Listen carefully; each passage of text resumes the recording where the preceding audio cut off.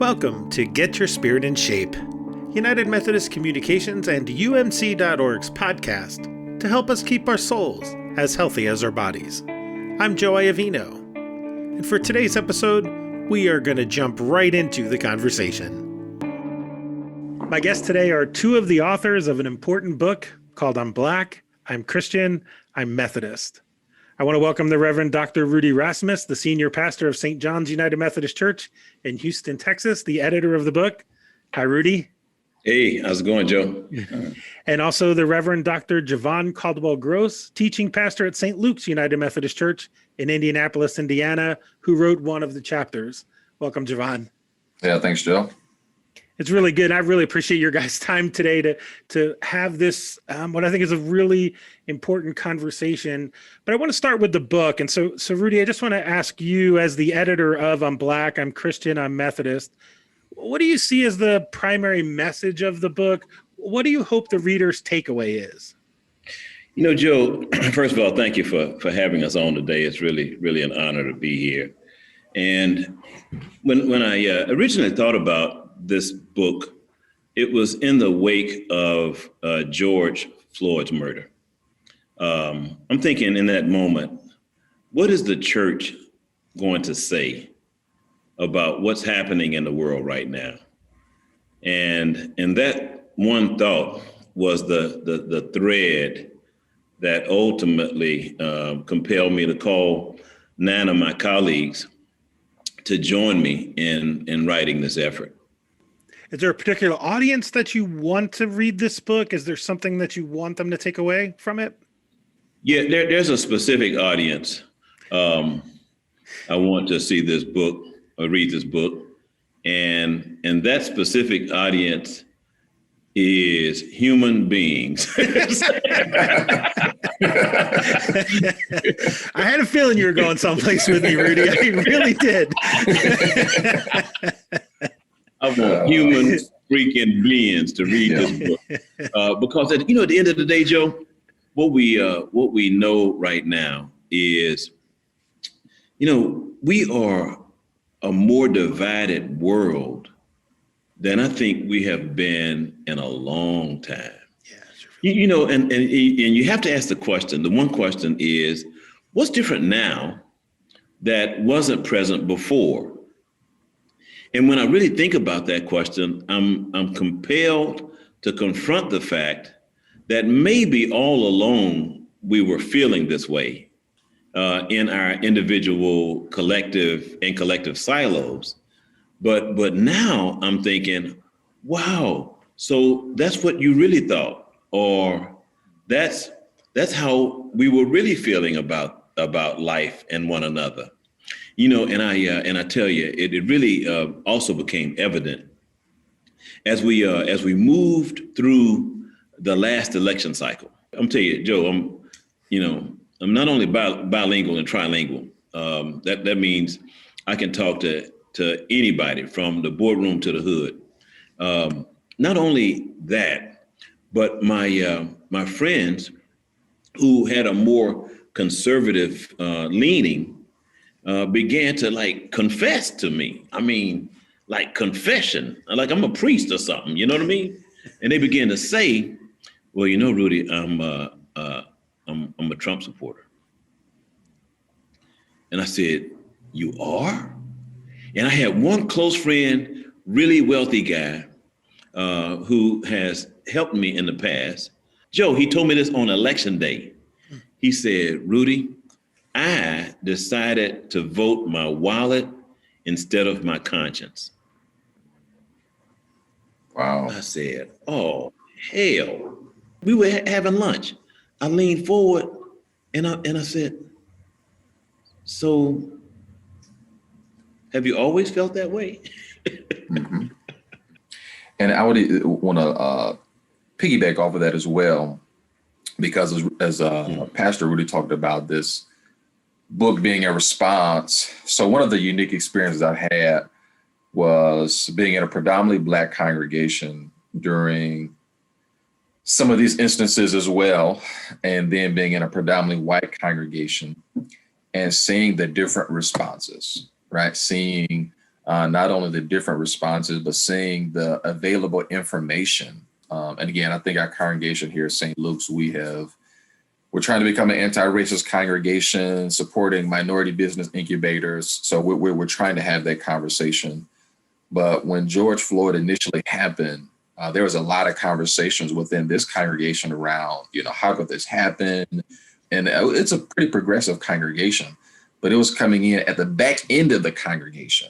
And I remember pastoring Black congregations where these things were on the forefront, because these were life or death issues. Because I had, mothers who were afraid when their sons went out at night to go to parties and would drive back home. I think sometimes we politicize people's survival. It was, okay, my son's about to drop his girlfriend off, and you better text me as soon as, you get someplace safe. These things were, again, it was an eye-opening experience because it dawned on me.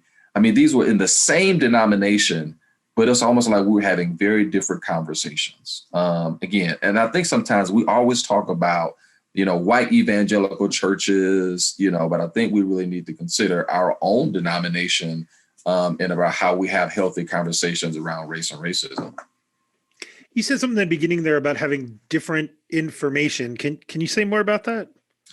Yeah, so something as simple as if I'm at a predominantly Black congregation and I'm looking and I'm having a conversation around police brutality, I don't have to start off the conversation with proving that police brutality happens. Right.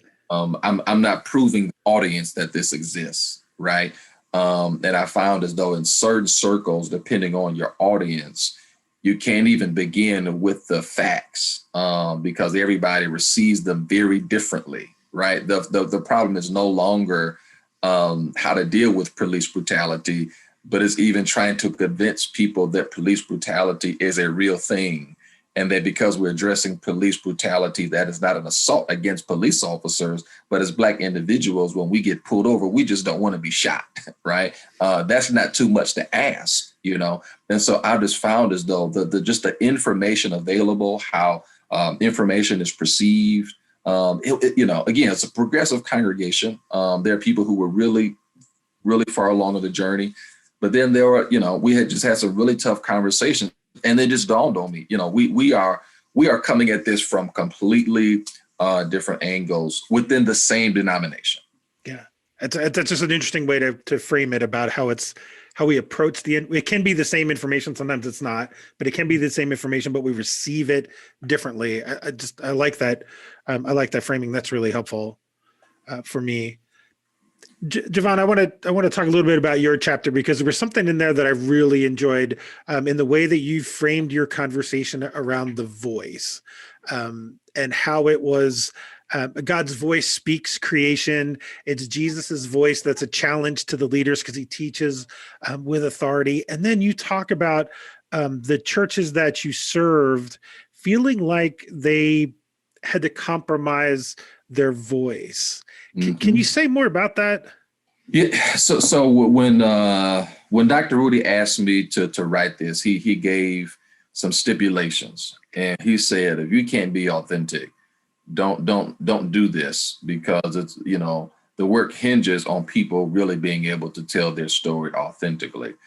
And he didn't know it at the time, but he has sort of unmasked a place where I had been that I didn't articulate yet. And that was just this idea that even as a pastor in this congregation, in some ways I had lost my own voice. And this project really helped me to get it back, and I think that's so important because especially for the congregations I've served, again, they were predominantly Black congregations in urban areas, and yet within both of those congregations, the white normative gaze was a sign of spirituality. It was a sign of success. And it was almost as though we were afraid to speak to our own people in cultural expressions that they could understand. And in some ways, we were so hell-bent on trying to be Methodist for someone else And yet our communities were dying. As I was telling you beforehand, we had no grocery stores. When I was in Atlantic City, no grocery stores. 75% of the people at elementary school were reading below their grade level. And we're giving people a worship that just doesn't connect. I mean, it's, sooner or later, we've got to have a gospel that is less concerned about traditional white normative gaze faith expressions and really speak to the people that God has called us to serve. And I'm telling you, we've got so many dying churches in urban areas where people are moving, where growth is happening, and we're closing churches, right? And I believe a part of that is, I think, especially for a lot of our ethnic congregations, the freedom to really speak not only prophetically, but authentically, right? Authentically in their own communities. There's such a huge gap. And I don't think we can be witnesses into those communities until we really own our voices. What a shame that God calls us individually and collectively, and then we get into these communities that need that voice, and then we're trying to speak in another language that not only we don't even understand. That was one of the really eye-opening pieces of the book for me, was this idea, and I think, Jevon, you may not say it as clear as overtly as some others, but there seems to be this undercurrent that Methodism is white. You said it earlier about trying to, you were trying to be Methodist for someone else. Maybe I'm reading something into that, but I was wondering if that's what you mean. And I heard some other authors kind of go there as well. I don't know that I have a question there. I'm really wrestling with that because I shouldn't say that, but I grew up in suburban New Jersey. I'm a white guy, went to predominantly white churches. But I never, again, because it's white normative, I never made that connection. Is this what you feel? Rudy, feel free to jump in as well. Is this what the typical Black Methodist feels? And how can we do better than that? Let's make your statement a question. Okay. This is like Jeopardy, right? Okay. Is the Methodist Church predominantly white? Absolutely. The answer is yes. Yes. Has it benefited from being predominantly white? And the answer is also yes. And I would say, when we think about United Methodism in its pure form currently, I think now less than 10% of the total denomination are Black people in the U.S. Less than 10. That means in the bigger scheme of things, the 1968 experiment of merger either didn't work or its intended purpose was something other than growing Black congregations into what would appear ultimately as a racially mixed denomination. So either the merger in 1968 achieved its goal, or we really didn't know what the intent was from that merger. If you look at Dr. Ross's chapter, and Dr. Smith, Lillian Smith's chapters, both of them are historic Methodists. And both of them speak really poignantly to what happened in '68 during the so-called merger. And the question I think that rests now is, was the intent a very forward-thinking land grab, or was the intent really to placate racial tension during the height of the civil rights movement? And we take a couple of steps back from that, and we have to, if we get honest, we have to say man, most of the churches that merged are dead and dying, are gone already. And the ones that are remaining are now located in communities that have been heavily gentrified. And now, and I'm telling you, Joe, I've been saying this for about 15 years.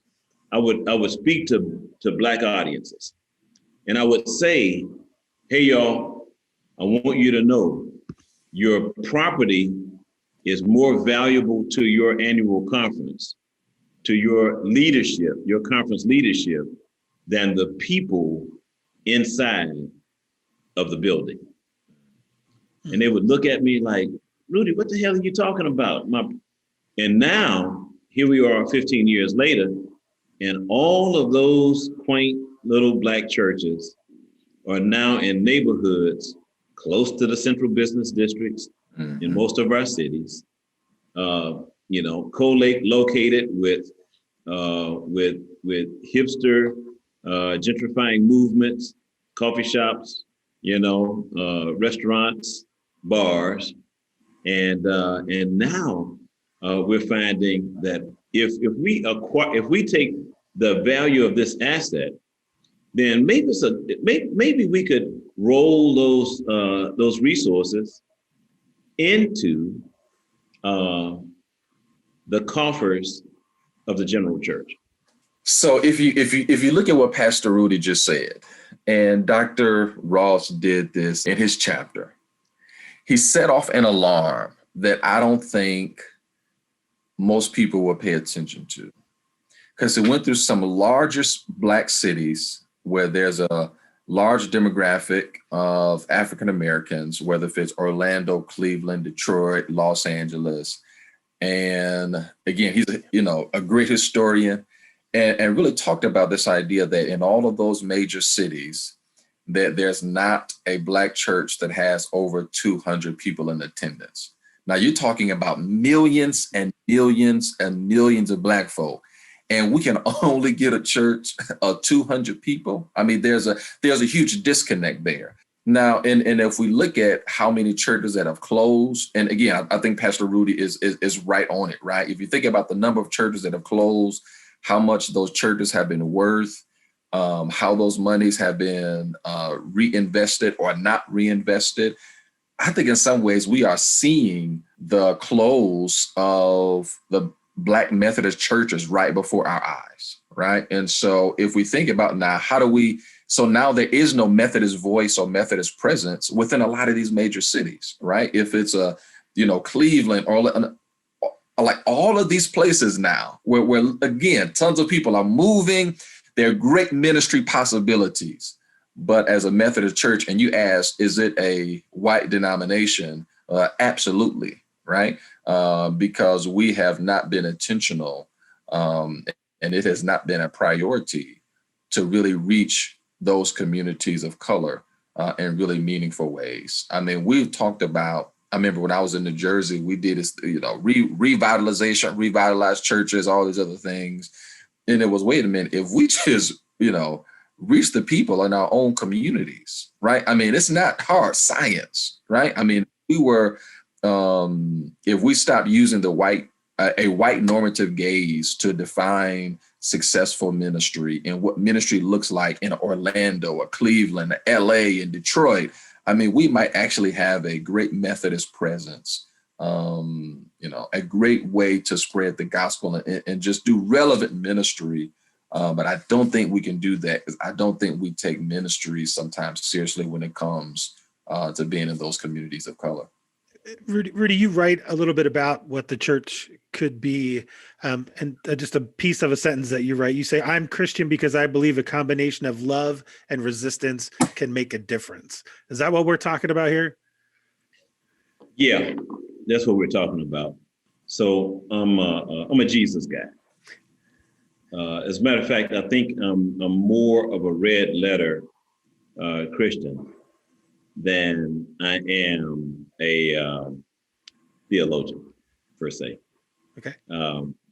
Because my formation in and around Christianity really began with an appreciation for the words and the associated actions of Jesus that were recorded in the Greek New Testament scriptures.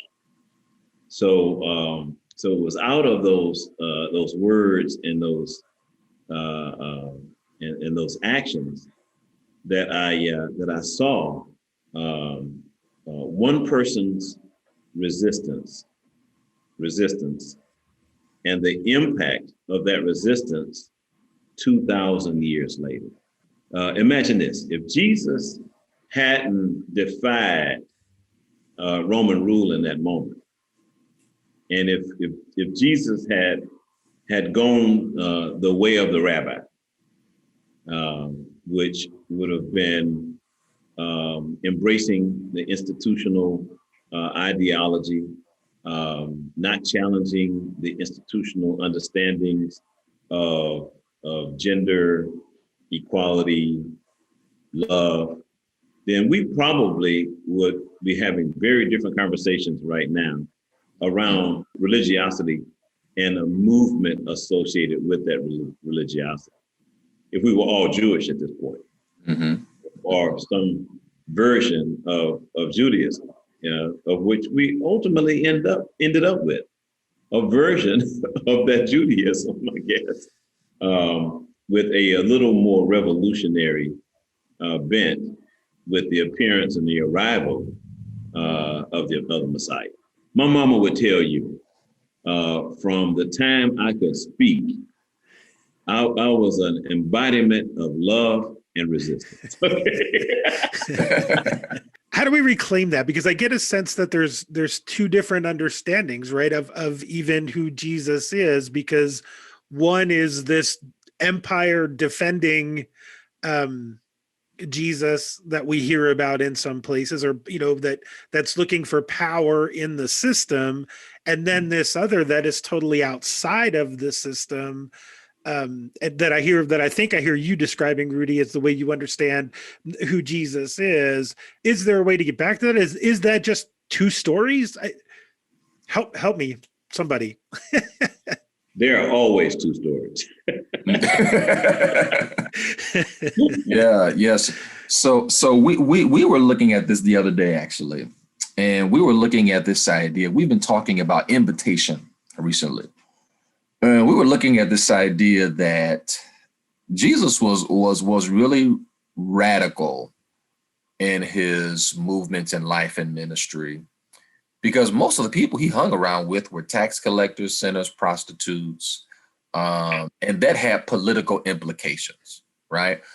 We did a sermon series called Justice or Just Us, and we got a lot of responses from people's assertion that you can't mix faith and politics, and we've got to keep both of those things out. Now, mind you, we were really just talking about treating people fairly, right? And this, this is like basic human rights, right? I mean, treating people fairly and kindly as human beings, shouldn't be a political issue.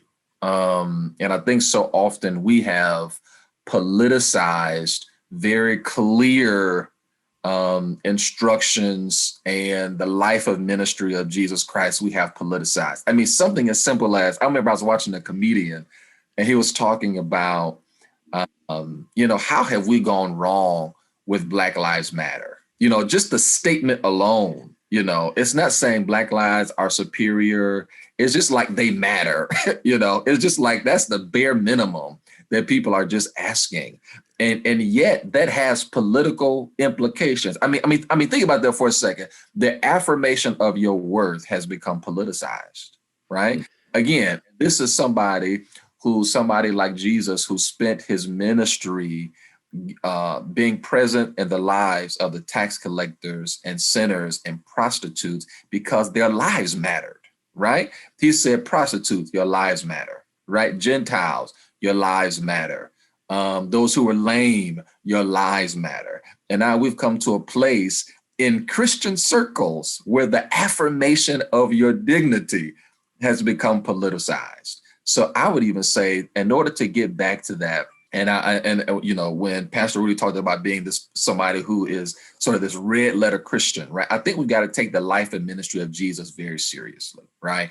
Because a lot of the stuff and a lot of the crap we talking about, that does not embody the life and ministry of Jesus Christ, right? And I think we've got to begin to call that when we see it. That's really our own, with our own insecurities and our own dysfunctional theology that's based off of a lot of misinformation.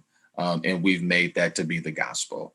That's why I think our role as pastors and leaders and people who lead podcasts and as many ways as we can give people some really great information and great dialogue, right? I think we've got to reclaim, right, who Jesus was. Because sometimes people describe Jesus, I'm like, that's not the Jesus I read about, because the one you say that ain't political, I mean, that's why the guy died, right? Because there were political implications of him hanging out with the prostitutes, the sinners, the tax collectors.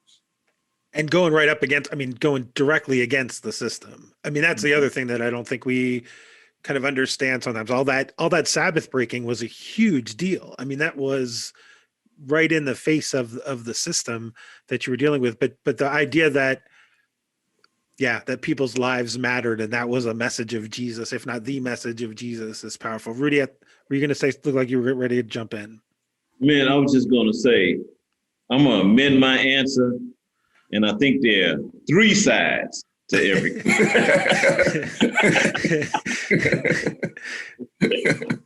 Yeah. Mine, yours, and theirs. Yeah, sure. Mm-hmm. And it's pretty safe to a certain extent to make it all about my own personal kind of my pathway to heaven or my salvation, however you want to characterize that, and not talk so much about how it's affecting the people around us, which for me, I'm a John Wesley guy, that the whole idea of how we live our lives matters is what attracts me to Methodism more than anything, that it's not just about my ticket to the other side. It's about how I'm going to live in the world around me and how I can care for the people around me.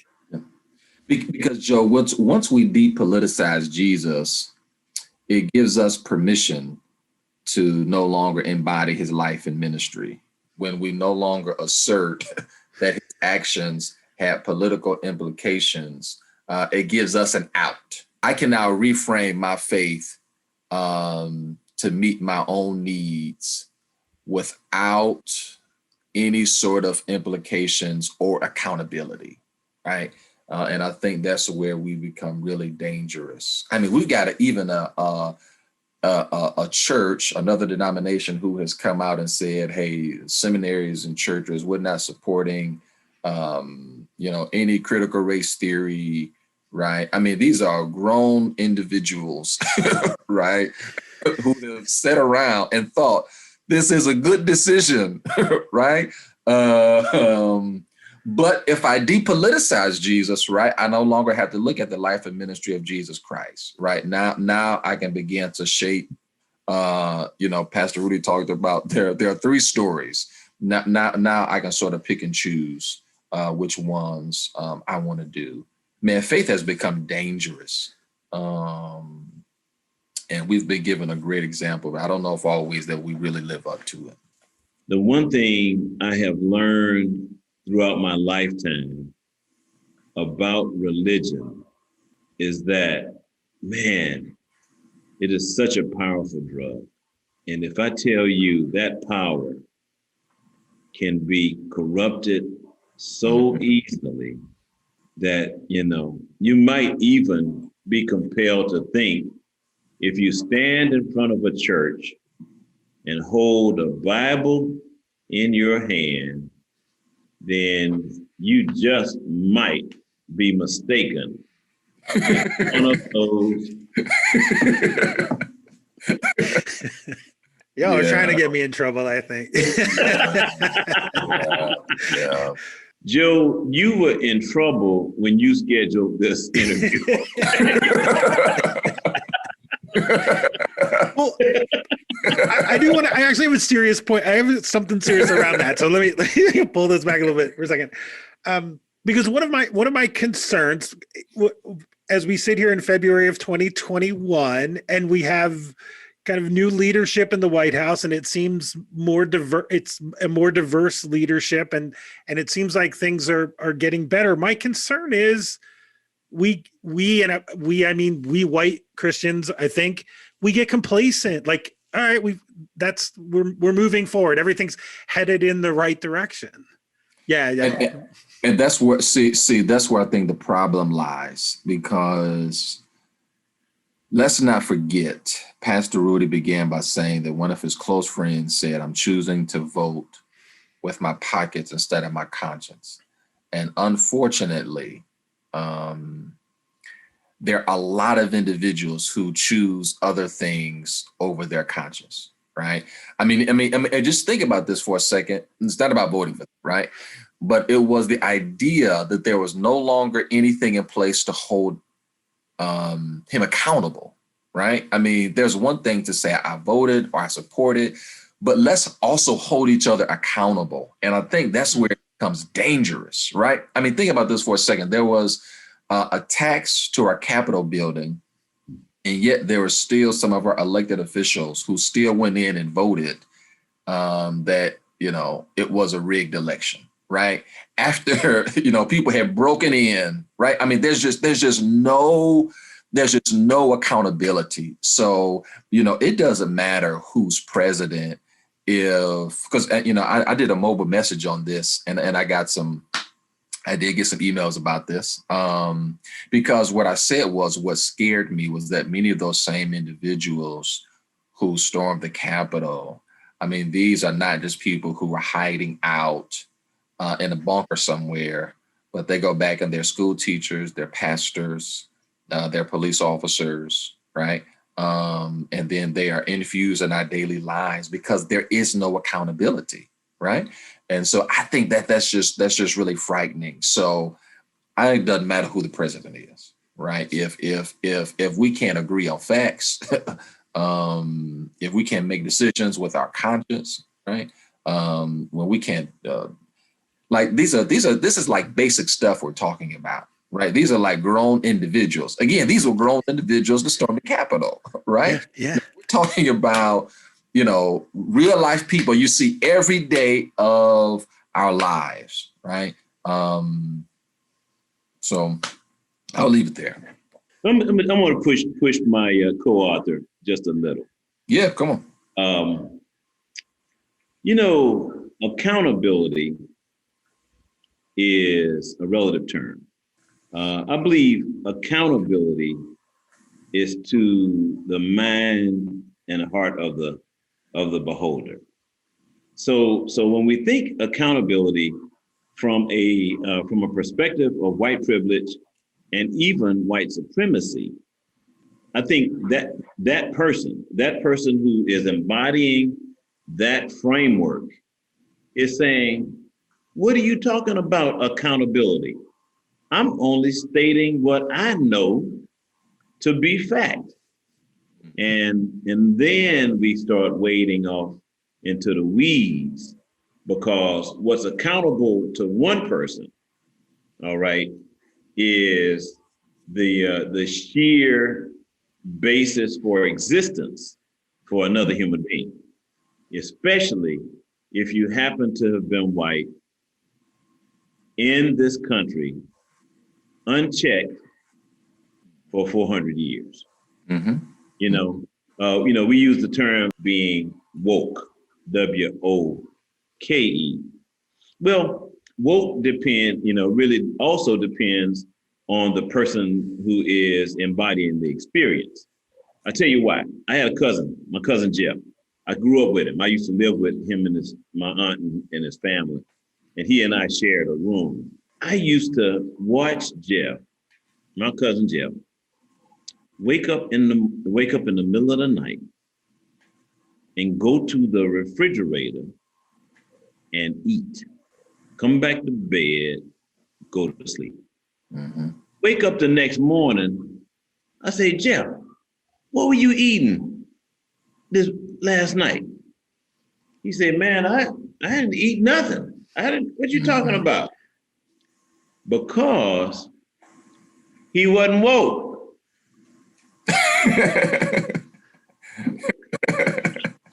So this is what I'm saying, Joe. Really, America has been sleepwalking, eating out of the refrigerator of privilege for 400 years. And every now and then, somebody will say, you ate my sandwich.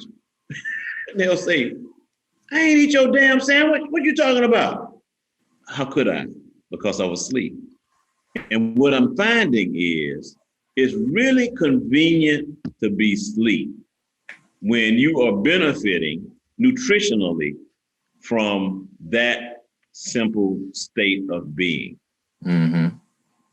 And now every now and then something will happen, and then something can happen like book I'm Black, I'm Christian, I'm Methodist, and people will say, wow, I didn't realize that was a perspective. And the answer is yes, that's a perspective.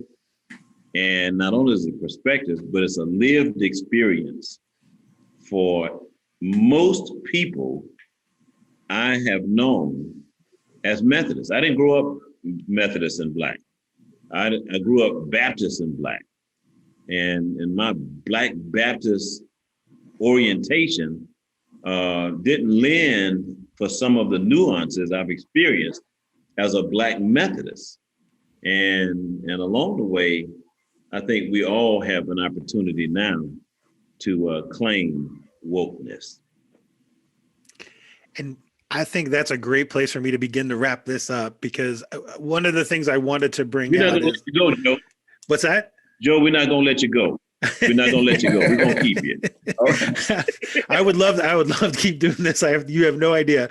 But I want people to be aware that one of the beautiful things about I'm Black, I'm Christian, I'm Methodist is that it's individual people's stories. And I like, Jevon, you mentioned how Rudy encouraged you to be honest and open about it. And it is 10 stories of people's experience. And I would even say maybe 11, because Bishop Palmer has that introduction that's really good. I want to encourage everybody who listens to this to get that book, to read it, to talk to people about it. I will guarantee you it will make you uncomfortable.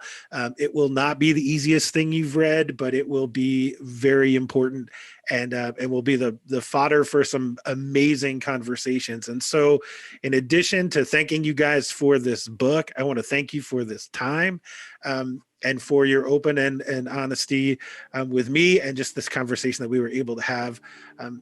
Thank you so much, you guys. I've really appreciated this time we've had together. Right. Joe, I love you, and there's nothing you can do about it. Thanks, you guys. That was the Reverend Dr. Rudy Rasmus and the Reverend Dr. Jevon Caldwell-Gross, two of the authors of an important book called I'm Black, I'm Christian, I'm Methodist. And as I said to them in the conversation, I cannot recommend this book highly enough. To learn more about them and about the book, go to umc.org/podcasts and look for this episode. We've put some helpful links on the page. Also on the page is a link to my email address so that you can send me your thoughts about Get Your Spirit in Shape and maybe guests and topics of conversation that you would like to see us cover. Thank you so much for listening. I'll be back soon with another conversation that will help us keep our souls as healthy as our bodies.